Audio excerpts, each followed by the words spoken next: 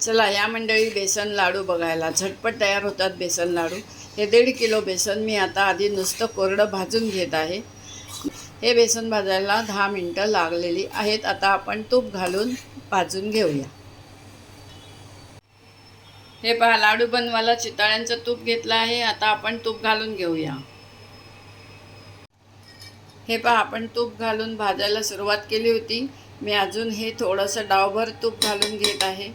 आपल्याला 1.5 किलो डाळीला 1.5 किलो तूप लागणार आहे। 1.5 किलो डाळ नाही, 1.5 किलो डाळीचं पीठ बारीक गॅसवरच भाजून घ्यायचं आहे। आता थांबायचं नाही आहे, पटापट भाजून घ्यायचं आहे। आपलं बेसन भाजत आहे। हे बघा मी चिमूटभर मीठ घालून घेणार आहे। तुम्हाला जर असं जमणार नाही तर हे बेसन जेव्हा पातळ होईल तेव्हा मीठ घालून घ्या, म्हणजे लाडवाला अधिक छान चव येते।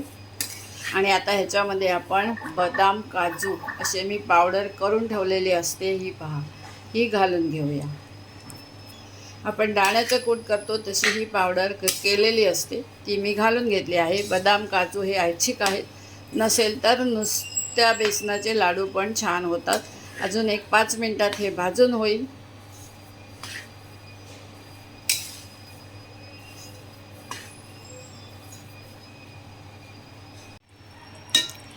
ही वेलची पावडर घालून घेतली आहे। आपलं बेसन भाजून तयार आहे। आता आपण ह्याच्यात दूध घालून घ्यायचं आहे।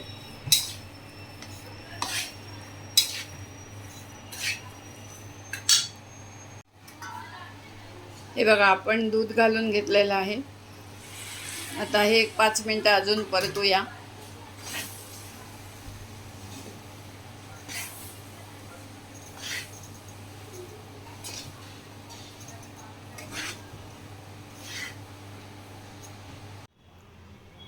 आपलं बेसन आता थंड झालेलं आहे। पिठी साखर बघा चाळून मी घालून घेतलेली आहे।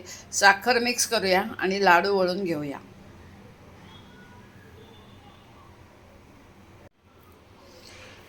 हे पहा अशा पद्धतीने आपण लाडू वळून घेऊया। एकदम सुंदर लाडू झालेला आहे।